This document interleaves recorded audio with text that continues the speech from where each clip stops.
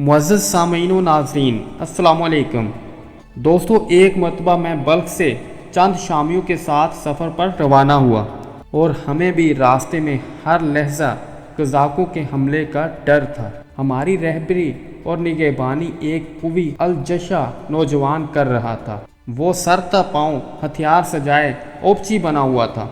जवानी के ज़ोर में जो दीवार सामने आती उसे गिरा देता और बड़े बड़े तन दरख्तों को अपनी ताकत और बाजू से उखाड़ देता।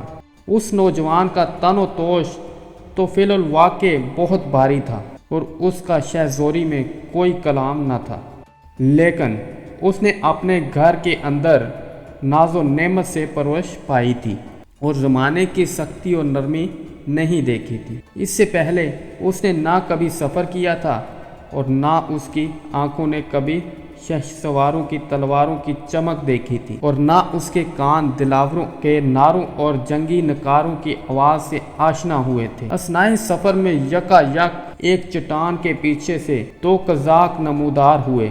एक के हाथ में लकड़ी और दूसरे के हाथ में मोगरी थी। उन्होंने हमसे लड़ने का कसद किया तो मैंने उस नौजवान से कहा, देखता क्या है, आगे बढ़, उनका कचूमर निकाल दे। लेकिन मेरी हैरत की इंतहा न रही जब मैंने देखा कि नौजवान के हाथ से कमान गिर पड़ी और उसके बदन पर लर्जा तारी हो गया। नाचार हमने अपना मालो असबाब और हथियार कज़ाकों के हवाले किए और अपनी जान बचाई।